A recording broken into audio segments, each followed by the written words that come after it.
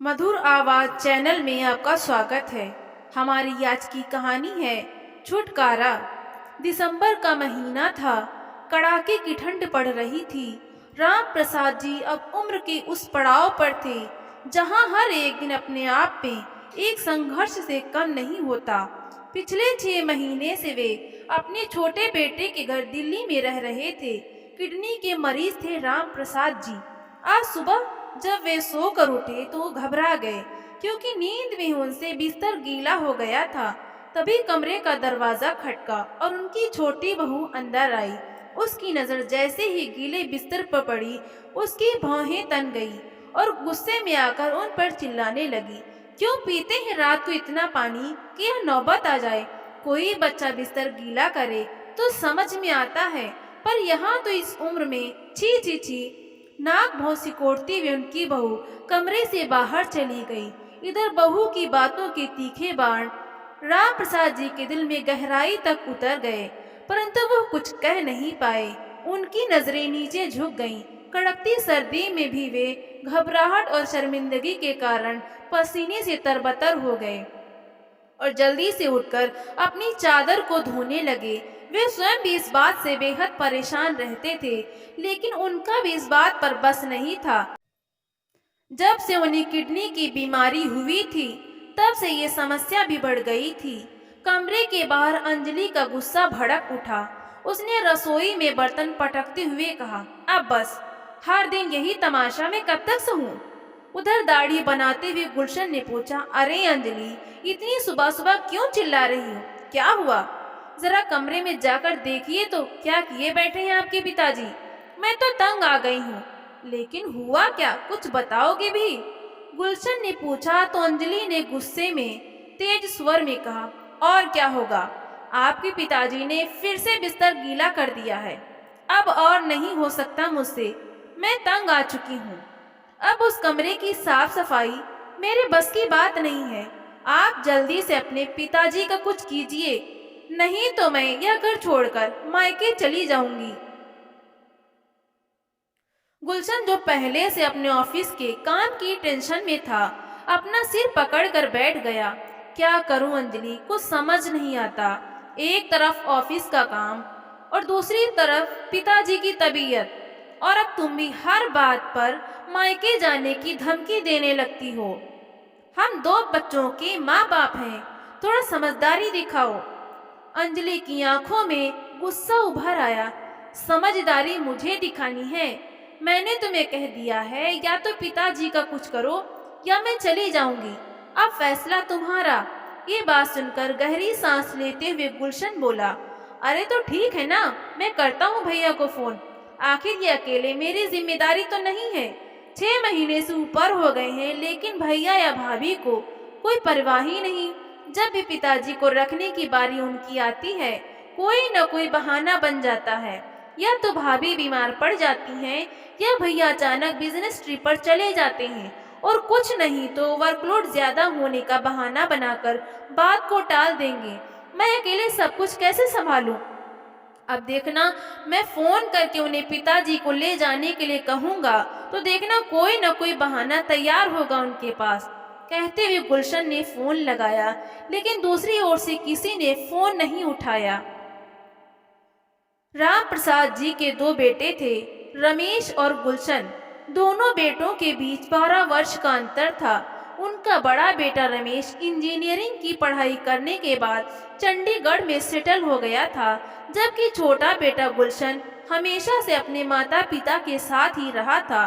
परंतु राम प्रसाद जी की पत्नी की मृत्यु के बाद उनकी छोटी बहू अंजलि ने उनकी सारी जिम्मेदारी लेने से मना कर दिया। उसका कहना था कि जब बेटे 2 हैं, तो पिता की जिम्मेदारी भी दोनों को बराबर उठानी चाहिए। गुलशन को भी यह बात तर्क संगत लगी। लंबी बहस और तकरार के बाद यह तय हुआ कि दोनों भाई बारी बारी से अपने पिता को 6-6 महीने अपने साथ रखेंगे। उसके बाद से राम प्रसाद जी साल के 6 महीने अपने बड़े बेटे के घर रहते और बाकी 6 महीने छोटे बेटे के घर। लेकिन इस बार राम प्रसाद जी का जाने का बिल्कुल भी मन नहीं था। वो जानते थे कि यहाँ अंजलि की कड़वी बातें सुनने को मिलती हैं, लेकिन वहाँ तो स्थिति और खराब थी। बड़ी बहू के साथ साथ बड़ा बेटा भी उन पर चिल्लाने में शर्म नहीं करता था। गुलशन फोन में रमेश का नंबर डायल करता रहा, लेकिन फोन लगातार काटा जा रहा था। तभी अंजलि की तेज आवाज कमरे में गूंजी, अरे क्या हुआ, अभी तक फोन लगाया नहीं? गुलशन ने थकी हुई आवाज में जवाब दिया, अरे लगाया है, एक नहीं 4 बार, लेकिन भैया फोन उठाएं तब ना। अंजलि चिढ़ते हुए बोली, हाँ अब वो क्यों फोन उठाएंगे? जब हमारी रखने की बारी होती है तो 15 दिन पहले ही फोन करके पिताजी को लेने की जिद करने लगते हैं, और आप भी उनकी बात मानकर पिताजी को तुरंत ले आते हैं। लेकिन जब उनकी बारी आती है तो उन्हें सांप सूंघ जाता है। अब आप ही उन्हें चंडीगढ़ छोड़ आइए। गुलशन ने परेशानी भरे स्वर में कहा, अंजलि तुम जानती हो कि मेरे पास अभी बिल्कुल समय नहीं है। कंपनी का मैनेजर बनने के बाद मेरी जिम्मेदारियां बढ़ गई हैं। मैं ऑफिस से छुट्टी नहीं ले सकता। अंजलि ने अपनी आंखें तरेड़ते हुए गुस्से में कहा, वो सब मैं नहीं जानती। आप कैसे भी करके पिताजी को वहां भेजने का इंतजाम कीजिए, नहीं तो मुझे अपनी बात मनवाने के लिए दूसरा तरीका अपनाना पड़ेगा। इतना कहकर अंजलि गुस्से में रसोई में चली गई। गुलशन कुर्सी पर बैठा गहरे विचारों में डूब गया। वो समझ नहीं पा रहा था कि आखिर इस स्थिति का हल कैसे निकाले। सुबह की बहस भरी शुरुआत के बाद गुलशन नाश्ता करने के लिए बैठा ही था कि उसका फोन बज उठा। स्क्रीन पर उसकी असिस्टेंट का नाम दिखाई दे रहा था। उसने फोन उठाया। हेलो सर, आपको याद है ना, आज इंटरव्यू सेशन है और आप हायरिंग टीम का हिस्सा हैं। बहुत से आवेदक पहुंच चुके हैं। अरे हाँ, मेरे तो दिमाग से ही निकल गया था। जल्दी से नाश्ता करके गुलशन अपने ऑफिस के लिए निकल गया। एक बहुत बड़ी कंपनी में मैनेजर के पद पर था गुलशन। थोड़ी ही देर में वो अपनी गाड़ी से ऑफिस पहुंच गया। ऑफिस पहुंचती ही उसने देखा कि हॉल और कॉरिडोर में आवेदकों की भीड़ लगी हुई है। सभी अपने हाथों में फाइलें और सीवी लेकर अपने नंबर का इंतजार कर रहे थे। गुलशन ने बिना किसी ओर देखे अपने केबिन की ओर कदम बढ़ा दिए। तभी अचानक एक आवाज ने उसे रोक लिया। अरे यार गुलशन, कितने साल बाद मिल रहे हैं, पहचाना मुझे या भूल गया? गुलशन चौंक गया। उसके सामने खड़ा व्यक्ति मुस्कुराते हुए उसके गले लग गया। मैं अविनाश हूँ यार, तेरा बचपन का दोस्त। गुलशन कुछ पल के लिए ठिठक गया। चेहरे पर एक फीकी मुस्कान आई, लेकिन तुरंत गायब हो गई। अविनाश का इतना अनौपचारिक व्यवहार उसे खलने लगा। इतने लोगों के बीच अपने पद और प्रतिष्ठा का ख्याल उसकी बचपन की दोस्ती पर भारी पड़ रहा था। अविनाश शायद गुलशन के बदले हुए भावों को भांप गया था। उसने अपने शब्दों में औपचारिकता का लहजा लाते हुए पूछा, आप यहीं काम करते हैं?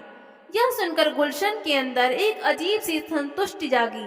उसने गर्व से अपनी गर्दन तानते हुए कहा, हाँ, मैं इस कंपनी का मैनेजर हूँ। खैर, अभी थोड़ा जल्दी में हूँ, चलता हूँ। यह कहकर गुलशन वहां से आगे बढ़ गया। गुलशन इंटरव्यू पैनल में बैठा था। आज का दिन उसके लिए बहुत खास था। एक बड़ी कंपनी के मैनेजर के तौर पर वो पहली बार इंटरव्यू प्रक्रिया में शामिल हुआ था। जब अपनी कुर्सी पर बैठा तो उसे अपने आप पर गर्व महसूस हुआ, लेकिन यह गर्व जल्दी ही अभिमान में बदल गया। जब उसके सामने इंटरव्यू देने के लिए उसका पुराना स्कूल मित्र अविनाश आकर खड़ा हुआ।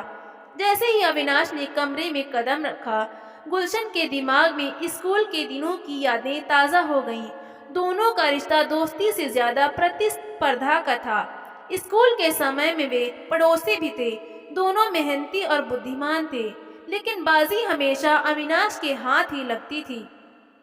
गुलशन को याद आया कैसे वो हर बार अविनाश से आगे निकलने के लिए दोगुना परिश्रम करता था, लेकिन अंत में जीत अविनाश की ही होती थी।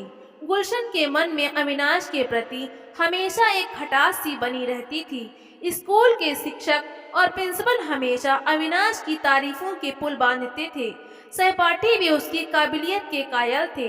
एक दिन अविनाश बहुत बड़ा आदमी बनेगा। वो अपनी काबिलियत के बल पर ऊंचा मुकाम हासिल करेगा। ये शब्द अक्सर उसके कानों में गूंजा करते थे। लेकिन आज वही अविनाश जो कभी सबसे आगे था, गुलशन के सामने नौकरी के लिए खड़ा था। ऊंचा मुकाम! आज मैं कहां से कहां पहुंच गया और अविनाश अभी तक ढंग की नौकरी भी नहीं तलाश पाया अपने लिए। सोचते हुए गुलशन की छाती गर्व से चौड़ी हो गई। अतीत की यादों को पीछे धकेल गुलशन वर्तमान में आया। अविनाश की ओर देखकर गुलशन के चेहरे पर एक व्यंग्यपूर्ण मुस्कान आ गई। लेकिन अविनाश के चेहरे पर कोई शिकन नहीं थी। वो आत्मविश्वास से भरा हुआ था। इंटरव्यू प्रक्रिया शुरू हुई। पैनल के सदस्यों ने एक एक कर सवाल पूछने शुरू किए। अविनाश ने हर सवाल का जवाब बेहतरीन तरीके से दिया। पैनल के सभी सदस्य उसकी प्रतिभा से प्रभावित हुए। पैनल ने सर्वसम्मति से अविनाश को इस पद के लिए चयनित करने की पेशकश की। जब गुलशन से उसका निर्णय पूछा गया तो उसने बस औपचारिकतावश हाँ में सिर हिला दिया।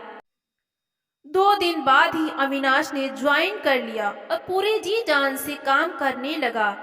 आज इस बात को 1 सप्ताह बीत चुका था। आज गुलशन जब ऑफिस पहुंचा तो उसके माथे पर चिंता की लकीरें साफ दिखाई दे रही थीं। वो बड़ी परेशानी में था। उसकी पत्नी अंजलि ने आज फिर से सुबह सुबह घर सर पर जो उठाया हुआ था। फिर से घर पर जबरदस्त हंगामा हुआ था, जिसकी आवाज अब भी उसके कानों में गूंज रही थी। समस्या का हल निकालने के लिए गुलशन ने अपने भाई रमेश को कई बार फोन मिलाया, लेकिन हर बार वही घिसा पिटा जवाब सुनने को मिला। अभी बहुत व्यस्त हूँ, जैसे ही समय मिलेगा पिताजी को लेने आ जाऊंगा। कुछ दिन और उन्हें अपने पास रखो। उसके दिमाग में ये सारी बातें घूम रही थीं कि तभी दरवाजे पर दस्तक हुई। मैं आई कम इन सर? गुलशन ने सिर उठाकर देखा। आओ अविनाश, उसने कहा। अविनाश ने अंदर आते ही कहा, सर मुझे 2 दिन की छुट्टी चाहिए। गुलशन ने उसे घूरते हुए हैरानी भरे लहजे में पूछा, अरे अभी तो तुमने ज्वाइन किया है और अभी से छुट्टी? तुम जानते हो हम एक बहुत इम्पोर्टेंट प्रोजेक्ट पर काम कर रहे हैं। छुट्टी के बारे में सोच भी कैसे सकते हो? तो अविनाश ने झिझकते हुए जवाब दिया, सर दरअसल कल मुझे अपनी माताजी को चंडीगढ़ लेकर जाना है। मेरी बड़ी दीदी वहाँ रहती हैं और उनके नए मकान का मुहूर्त है। जाना जरूरी है। हमें सुबह की ट्रेन से निकलना है। चंडीगढ़? यह सुनकर गुलशन के दिमाग में अचानक एक विचार कौंधा। भैया का घर भी तो चंडीगढ़ में ही है। अविनाश को जाना ही है तो क्यों न लगे हाथ अपनी परेशानी भी हल कर ली जाए। सोचते हुए उसके चेहरे पर एक कुटिल मुस्कान फैल गई। उसने संयमित लहजे में कहा, अच्छा अविनाश, छुट्टी तो तुम्हें मिल सकती है, लेकिन तुम्हें मेरा एक छोटा सा काम करना होगा। अविनाश ने तुरंत हामी भरते हुए कहा, हाँ सर बताइए, मैं वापस आने के बाद कर दूंगा। तो गुलशन ने सिर हिलाते हुए कहा, नहीं अविनाश, आने के बाद नहीं, यह काम तुम्हें कल ही करना होगा। दरअसल मेरे बड़े भैया भी चंडीगढ़ में रहते हैं। अगर तुम्हें कोई असुविधा ना हो तो क्या तुम मेरे पिताजी को अपने साथ ले जा सकते हो? वो क्या है ना, अकेले तो मैं उन्हें भेज नहीं सकता और उन्हें लेकर जाने का मेरे पास बिल्कुल समय नहीं है। अगर तुम उन्हें साथ ले जाओ तो भैया स्टेशन पर उन्हें रिसीव कर लेंगे। इस पर अविनाश मुस्कुराया और बोला, अरे सर, इसमें असुविधा कैसी? मुझे खुशी होगी अगर मैं आपके किसी काम आ सकूं और फिर इसी बहाने अंकल से भी मुलाकात हो जाएगी। अविनाश का जवाब सुनते ही गुलशन को ऐसा लगा जैसे उसके सिर से कोई भारी बोझ उतर गया हो। उसे इस समस्या का समाधान इतनी आसानी से मिल जाएगा, उसने सोचा भी नहीं था। जब अविनाश कमरे से बाहर चला गया तो गुलशन अपनी कुर्सी पर आराम की मुद्रा में बैठ गया और राहत भरी एक लंबी सांस ली। शाम को घर पहुंचकर गुलशन ने जब अपने पिता राम प्रसाद जी को अगले दिन चंडीगढ़ जाने की बात बताई तो उसकी पत्नी अंजलि की तो बाँछें खिल गईं। अरे वाह, आखिरकार समस्या का हल निकल ही आया। अब थोड़ा आराम मिलेगा मुझे, उसने मन ही मन सोचा। वो बिना देर किए राम प्रसाद जी का सामान पैक करने में जुट गई। इतनी चुस्ती उसने शायद ही आज तक कभी दिखाई होगी। लेकिन दूसरी ओर राम प्रसाद जी के चेहरे पर गहरी उदासी के बादल छा गए, मगर किसी को उनकी उदासी या खुशी से फर्क ही कहाँ पड़ता था। सबको अपनी अपनी पड़ी थी। अगली सुबह राम प्रसाद जी का सामान बाहर आंगन में पहुंचा दिया गया। जब गुलशन अपने पिता का सामान गाड़ी में रख रहा था, राम प्रसाद जी ने धीमे भर्राए स्वर में कहा, बेटा गोलू, अच्छा होता अगर तू ही मुझे चंडीगढ़ छोड़ आता। मैं अकेले यात्रा में असहज महसूस करता हूँ। पिता के स्वर में जो उदासी थी उस पर तो गुलशन का ध्यान ही नहीं गया। ऊपर से वो खींच कर बोला, पिताजी, आपसे कितनी बार कहा है कि मुझे गोलू कहकर मत पुकारा कीजिए। मेरा नाम गुलशन अब आपने ही रखा था, तो उसी नाम से पुकारा करें। अब मैं इतनी ऊंची पोस्ट पर आसीन हूँ, समाज में मेरा एक अलग स्टेटस है। जानते भी हैं मेरे नीचे कितने कर्मचारी काम करते हैं, कितना मान सम्मान देते हैं वो मुझे। अब आप मुझे यदि सबके सामने गोलू कहकर पुकारेंगे तो क्या इज्जत रह जाएगी मेरी।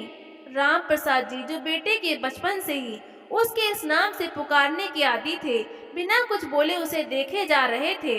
गुलशन ने बात जारी रखी, और जहां तक रही आपके साथ चंडीगढ़ चलने की बात, तो आजकल मैं एक बहुत इम्पोर्टेंट प्रोजेक्ट पर काम कर रहा हूँ, इसलिए मेरे लिए आपके साथ जाना संभव नहीं होगा।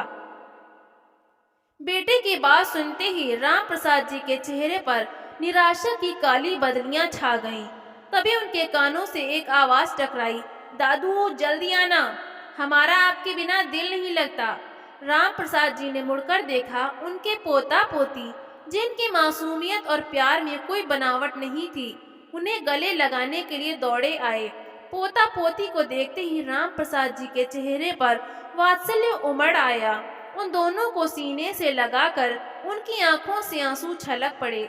हाँ बेटा, जल्दी आऊंगा, उन्होंने बच्चों के बालों को सहलाते हुए कहा। गुलशन ने यह दृश्य देखा, लेकिन उसके भीतर की संवेदनशीलता शायद कहीं गहरे दब चुकी थी।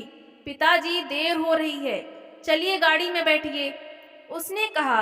राम प्रसाद जी बच्चों को गले से लगाकर भारी मन से गाड़ी में जाकर बैठ गए। उनके दिल के भीतर का दर्द चेहरे से साफ झलक रहा था। गाड़ी चल पड़ी और साथ ही उनकी आंखों के कोने से आंसुओं की बूंदें धीरे धीरे उनके गालों पर लुढ़क गईं। गुलशन और राम प्रसाद जी जब स्टेशन पहुंचे तो अनाउंसमेंट सुनाई दी, यात्रीगण कृपया ध्यान दें, ट्रेन 1 घंटा लेट है। गुलशन खींचते हुए बोला, ये ट्रेनें कभी समय पर नहीं आती। गुलशन ने देखा कि प्लेटफॉर्म पर अविनाश पहले से ही मौजूद था। उसने राम प्रसाद जी को पास रखे बेंच पर बैठने को कहा, और यह वहां देखते हुए गुलशन बोला, अरे अविनाश, तुमने तो कहा था कि तुम अपनी माता जी के साथ जा रहे हो, लेकिन वो तो कहीं दिखाई नहीं दे रही।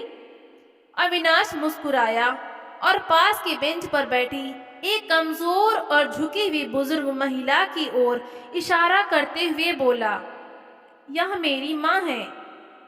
उन्हें देखकर गुलशन चौंक गया। वो अविनाश की माँ को पहचान ही नहीं पाया था। हालांकि उनकी उम्र बहुत अधिक नहीं थी, परंतु वो शारीरिक रूप से बहुत अधिक कमजोर और बुजुर्ग नजर आ रही थी। अविनाश, ये इतना कमजोर और बीमार क्यों लग रही हैं? कहते हुए गुलशन के चेहरे पर हैरानी साफ झलक रही थी। तो अविनाश कहने लगा, 3 साल पहले मेरे माता पिता एक भयानक सड़क दुर्घटना का शिकार हो गए थे। उस हादसे में पिताजी की जान चली गई। यह कहते कहते अविनाश का गला भर्रा आया। उसने अपनी बात जारी रखी। माँ को उस हादसे में गहरी चोटें आईं, अस्पताल में महीनों इलाज चला, लेकिन माँ पूरी तरह ठीक नहीं हो सकी। धीरे धीरे उनकी तबीयत बिगड़ती चली गई। पिताजी के जाने के बाद माँ को ऐसा सदमा लगा कि वो अंदर से टूट गईं। ऊपर से उनकी याददाश्त भी कमजोर हो गई। डॉक्टर ने बताया कि उन्हें अल्जाइमर हो गया है। अब वे चीजें भूलने लगी हैं। कभी कभी तो मुझे भी नहीं पहचान पाती। फिर अविनाश बोला, जानते हैं सर, जिस दिन मेरे माता पिता का एक्सीडेंट हुआ था, उससे 2 दिन पहले ही मुझे विदेश में नौकरी का अपॉइंटमेंट लेटर मिला था। हम सब बहुत खुश थे, लेकिन पिताजी के जाने के बाद मैंने विदेश जाना कैंसिल कर दिया, क्योंकि माँ को मेरी ज़रूरत थी। मुझे लगा कि मैं यहीं रहकर अच्छी नौकरी हासिल कर लूँगा, लेकिन उसके बाद कोविड का दौर आ गया और अच्छी नौकरी एक सपना बनकर रह गई। गुलशन चौंका। क्या? तुमने वो सुनहरा मौका छोड़ दिया? तुम्हें अफसोस नहीं होता? अविनाश मुस्कुराकर बोला, अफसोस? बिल्कुल नहीं सर। मेरी माँ का आशीर्वाद मेरे सर पर है। यही मेरे लिए सबसे बड़ी दौलत है। नौकरी तो दोबारा मिल जाएगी, लेकिन अगर उस वक्त मैंने माँ का साथ छोड़ दिया होता तो शायद यह पछतावा जिंदगी भर रहता। यह सुनकर गुलशन हैरानी से बोला, लेकिन इस हालत में तो उन्हें संभालने में बहुत मुश्किल होती होगी। दोनों भाई मिलकर संभालते होंगे। नहीं सर, मेरे भैया तो पुणे में रहते हैं। अच्छा, तो उन्हें 6-6 महीने रखते होंगे?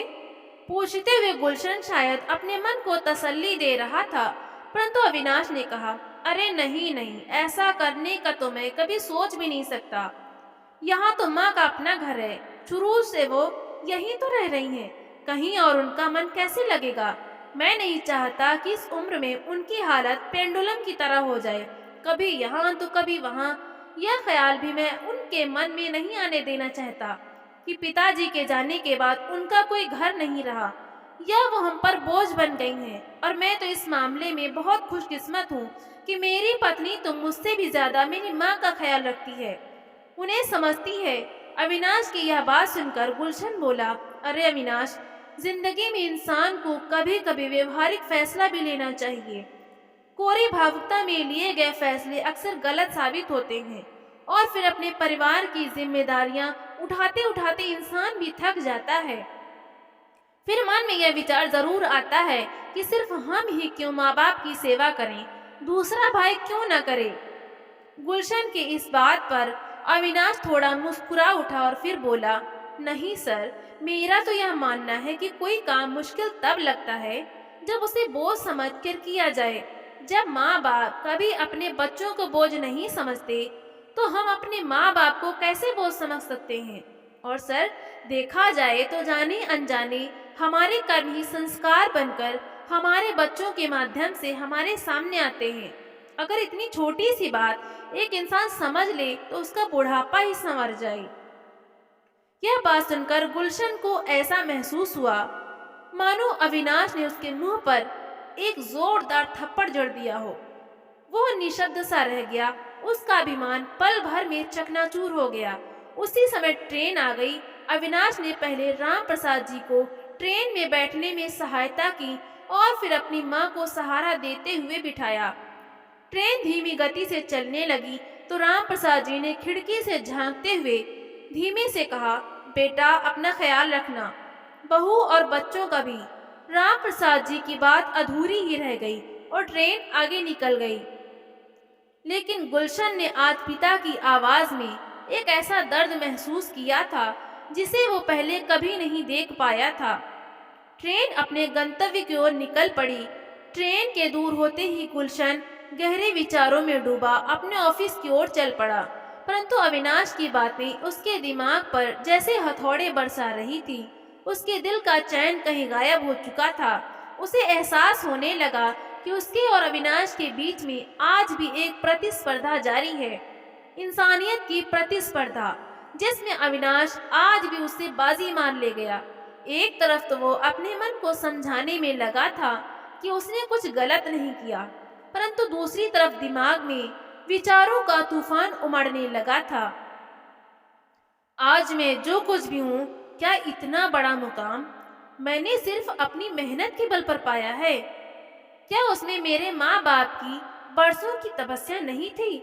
जीवन के हर कदम पर उन्होंने मुझे कुछ कर दिखाने की प्रेरणा दी। गोलू बेटा, बड़े होकर तुझे बहुत बड़ा आदमी बनना है। मेहनत कर ताकि तू अपने सपने पूरे कर सके। पढ़ाई करने का मन नहीं करता था तो पिताजी के यही शब्द तो मुझे हौसला देते थे। जब जब मेरी हिम्मत ने मेरा साथ छोड़ दिया तो मेरे पिता के मजबूत हाथ मेरे कंधों पर थे, यह बताने के लिए कि वो मेरे साथ खड़े हैं। और आज जब वही हाथ बूढ़े हो चुके हैं, कमजोर पड़ गए हैं, उन्हें सहारा लेने के लिए मेरे कंधे की जरूरत है, तो मैंने उनका साथ कैसे छोड़ दिया? दिल और दिमाग के बीच चल रही लड़ाई ने गुलशन को थका दिया था। उसने अपनी आंखें बंद की और मन को शांत करने की कोशिश की। तभी उसे वह पल याद आने लगे जब उसकी मां अस्पताल के बिस्तर पर पड़ी अपनी कैंसर की बीमारी से जूझ रही थी। गुलशन उस समय उनके लिए खाना लेकर गया था। जैसे वे अंदर जाने लगा, तभी अंदर से आवाज ने उसके पांव वहीं रुक गए।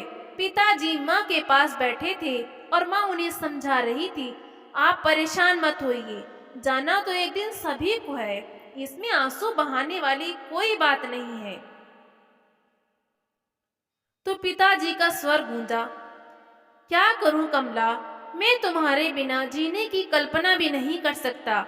कभी सोचा है कि तुम्हारे बाद मेरा क्या होगा? कहते कहते उनका स्वर रूंध गया, परंतु मां शांत स्वर में बोली, उस बात की आप चिंता मत कीजिए। रमेश भले ही स्वभाव से तीखा है, परंतु गुलशन पर मुझे पूरा भरोसा है, वह आपका बहुत ख्याल रखेगा। यह एक माँ का विश्वास है जो कभी गलत नहीं हो सकता। उसके ठीक 2 दिन बाद माँ हमें छोड़कर चली गई थी। पिताजी अंदर तक टूट चुके थे, बहुत अकेले पड़ गए थे, लेकिन हम लोग उनके अकेलेपन की पीड़ा को भी नहीं समझ सके। माँ की 13वीं पर ही अंजलि ने कह दिया था कि पिताजी का बोझ अकेले हम ही क्यों उठाएं? यह दोनों बेटों का फर्ज है। और मुझे भी उसकी बात सही लगी थी, यह जानते हुए भी कि बड़े भैया पिताजी को अपने साथ रखना नहीं चाहते थे। मैंने यह फैसला कर लिया कि पिताजी की जिम्मेदारी हम बराबर बराबर बांटेंगे। और जब यह बात पिताजी को पता चली थी तो उनके चेहरे पर कितनी बेबसी छलकने लगी थी। उनके चेहरे की लकीरें और ज्यादा गहरा गई थी। उम्र मानो 10 वर्ष आगे सरक गई थी। उनके सभी दोस्त रिश्तेदार यहीं दिल्ली में तो थे, जिनके सहारे वो अपना समय अच्छे से बिता सकते थे। लेकिन मैंने मन ही मन सोचते सोचते गुलशन की आंखों से धारा प्रवाह आंसू बहने लगे। माँ, तुमने कहा था कि गुलशन पर तुम्हें पूरा विश्वास है, लेकिन आज क्या कर बैठा तुम्हारा गुलशन? उसका दिल सिसक रहा था। पिताजी को तो मैंने असहनीय दुख दिए हैं, अपनी माँ के विश्वास को भी तोड़ कर रख दिया। यह सब देखकर माँ की आत्मा कितना कलप रही होगी, यह भी नहीं सोच पाया मैं। वो मुझे कभी माफ नहीं करेंगी। फिर कुछ सोचते हुए उसने अपने आंसू साफ किए और मोबाइल उठाकर चंडीगढ़ जाने वाली फ्लाइट की टिकट बुक कराई और बिना समय गंवाए ऑफिस से बाहर निकल गया। करीब 5 घंटे के बाद जब ट्रेन चंडीगढ़ रेलवे स्टेशन पर रुकी और अविनाश अपनी माँ और राम प्रसाद जी को लेकर नीचे उतरा, तो देखकर हैरान रह गया कि उनके सामने गुलशन खड़ा था। राम प्रसाद जी भी आश्चर्यचकित थे। तभी गुलशन ने अविनाश को अपने गले से लगाया और उन्हें कंठ से बोला, मुझे मेरा फर्ज याद दिलाने के लिए बहुत बहुत धन्यवाद मेरे दोस्त। यह सुनकर अविनाश उसे आश्चर्य मिश्रित खुशी से देखने लगा। फिर गुलशन ने अपने पिता का बैग उठाया और उनका हाथ थामते हुए बोला, चलिए पिताजी, एयरपोर्ट जाना है। लेकिन एयरपोर्ट क्यों? मुझे तो रमेश आने वाला था ना? राम प्रसाद जी ने पूछा तो गुलशन ने कहा, नहीं पिताजी, हम वापस दिल्ली जा रहे हैं। अब आप हमेशा वहीं अपने घर में रहेंगे। यह बात सुनकर राम प्रसाद जी अपने बेटे को हैरानी से देखने लगे। करीब 2 घंटे बाद जब गुलशन अपने पिता को लेकर घर पहुंचा, तो दरवाजा खोलते ही अंजलि ने उन्हें देखा और उसकी भौहें तन गईं। गुस्से से बेकाबू होते हुए वो बोली, ये क्या? तुमने तो इन्हें चंडीगढ़ भेज दिया था ना, बड़े भैया के पास, तो यह फिर से यहाँ कैसे लौट आए? अंजलि की इस बात पर गुलशन ने कुछ नहीं कहा और पिता राम प्रसाद जी को कमरे में लेकर जाने लगा। लेकिन अंजलि इतनी जल्दी शांत तो होने वाली नहीं थी। वो फिर से चिल्लाई, कुछ बताओगे भी? क्या हुआ है? अभी अभी मैंने चादर धुलवाई है, कमरे की सफाई करवाई है और तुम फिर से इन्हें यहाँ ले आए गंदगी फैलाने के लिए। इतना सुनते ही गुलशन के सब्र का बांध टूट गया। गुलशन ने अचानक कदम रोक दिए और पलटकर अंजलि को देखा। उसकी आंखों में आक्रोश था। बस अंजलि, अब एक शब्द और नहीं। मेरे पिताजी अब हमेशा यहीं रहेंगे। अगर तुम्हें यह बात पसंद नहीं तो तुम अपना सामान बांधकर मायके जा सकती हो। गुलशन की कड़कती आवाज सुनते ही अंजलि हक्की बक्की खड़ी रह गई। अंजलि ने गुस्से से कहा, क्या तुम मुझे घर छोड़ने को कह रहे हो? गुलशन ने थोड़ा नरम होकर लेकिन सख्त स्वर में जवाब दिया, हाँ, क्योंकि मेरा जीवन पिताजी के बिना अधूरा है।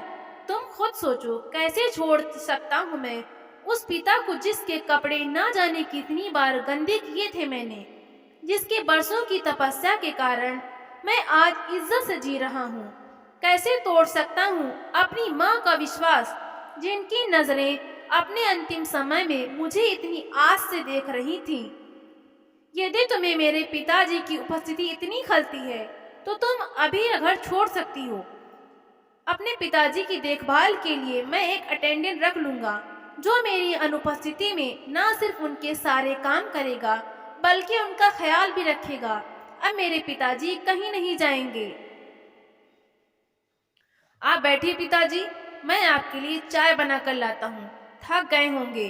कहते हुए गुलशन रसोई घर में चला गया।